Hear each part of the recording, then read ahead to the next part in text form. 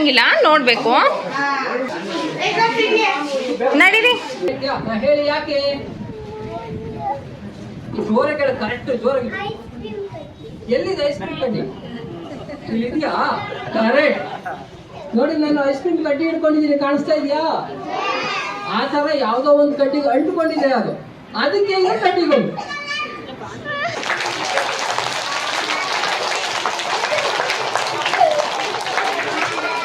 ಇದ್ಯಾವುದಂದ್ರೆ ರ್ಯಾಬಿಟಾ? ಹೆಂಗ್ ಗೊತ್ತಾಯ್ತು ರ್ಯಾಬಿಟ್ ಅಂತ? ರ್ಯಾಬಿಟ್ ನೋಡಿದ್ದೀರಾ? ಎಷ್ಟು ಜನ ಪಿಂಕ್ ಕಲರ್ ರ್ಯಾಬಿಟ್ ನೋಡಿದ್ದೀವಿ?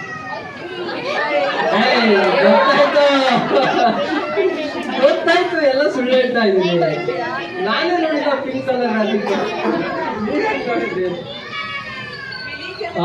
ಕರೆಕ್ಟ್. ಬಿಳಿ ಕಲರ್ ಇರುತ್ತೆ, ಬ್ರೌನ್ ಇರುತ್ತೆ, ಗ್ರೇ ಕಲರ್ ಇರುತ್ತೆ, ಪಿಂಕ್ ಕಲರ್ ಇರಲ್ಲ. ಅರ್ಥ ಆಯ್ತಾ? ಪಿಂಕ್ ಕಲರ್ ರ್ಯಾಬಿಟ್ ಇರಲ್ಲ. ಆದ್ರೂ ನೀವು ರ್ಯಾಬಿಟ್ ಅಂತ ಯಾಕೆ ಹೇಳಿದ್ರಿ?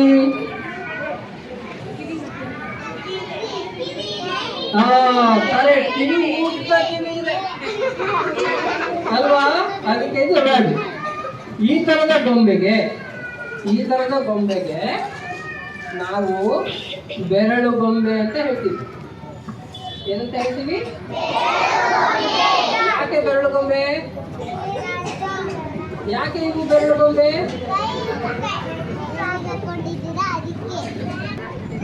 ಏನ್ ಮಾಡ್ತಾ ಇದ್ದೀರಿ? ಯಾರು ಈ ಕಡೆ ನಗ್ತಾ ಇರೋದು? ಎಲ್ಲಾರು ಒಂದ್ಸಾರಿ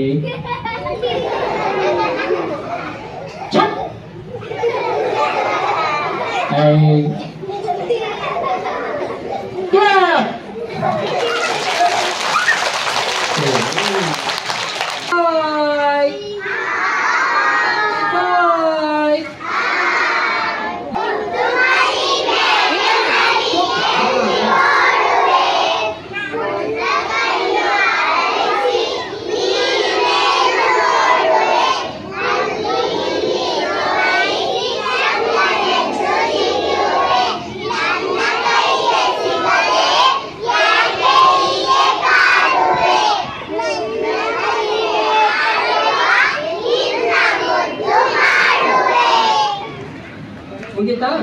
ಅವೇನು ಇವ್ರಿಗೊಂದು ಜೋರ ಚಪ್ಪಾಳಿ.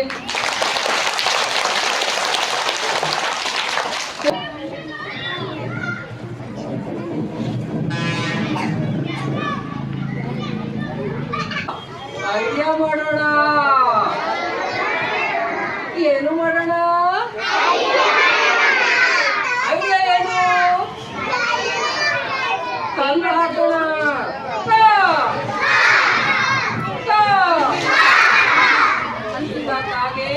ಕಲ್ಲು ತಗೊಳ್ತು, ಕಲ್ಲು ತಗೋತು,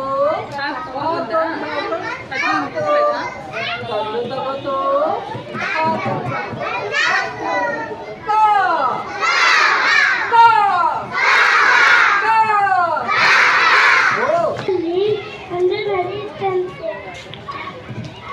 ಮರದ ಮೇಲೆ ಅಲ್ಲಿ ದ್ರಾಕ್ಷಿ ಇತ್ತಂತೆ, ಅದು ತಿನ್ನಕ್ಕೆ ಹೋದಂತೆ.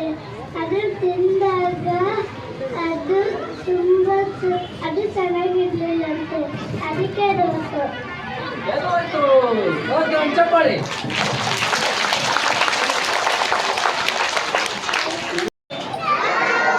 ಈ ತರ ಗೊಂಬೆಗಳು ಟಿವಿಲಿ ಡ್ಯಾನ್ಸ್ ಮಾಡ್ತಾ ಇದ್ರು, ಹಾಡು ಹೇಳ್ತಾ ಇದ್ರು, ಅವನ್ನ ತಗೊಂಡ್ಬಂದು ತೋರಿಸ್ತಾ ಇದ್ರು.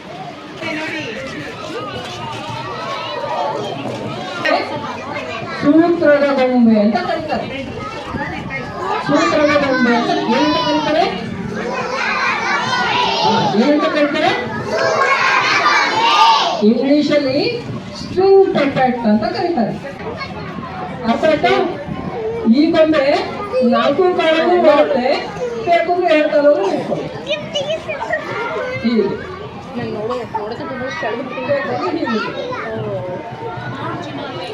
ಅಲ್ವಾ? ಹೀಗೂ ಆಡುತ್ತೆ, ಬೇಕಂದ್ರೆ ಹೀಗೂ ಕೂತ್ಕೊಳ್ಳಿ. ಆದ್ರೆ ಬೇರೆ ಪ್ರಾಣಿಗಳಿಗೆ ಈ ಅವಕಾಶ ಇಲ್ಲ. ಬಂತು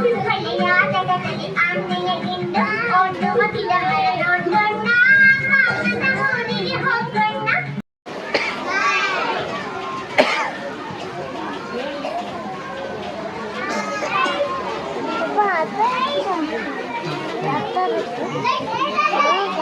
ಯಾರ್ಯಾರಿಗೆ ಬರ್ತಾ ಇದೆ ಕಿರುಗರಳು ಮಾತ್ರ ಆಡ್ಬೇಕು.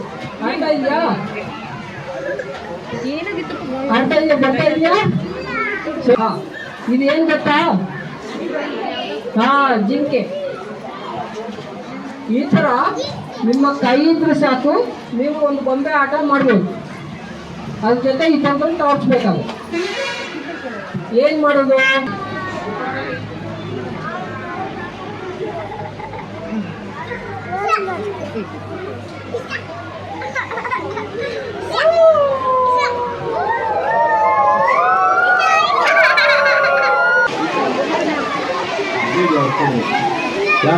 ಎಲ್ಲ ಕ್ಲಬ್ಸ್ ಆಗಿ Okay.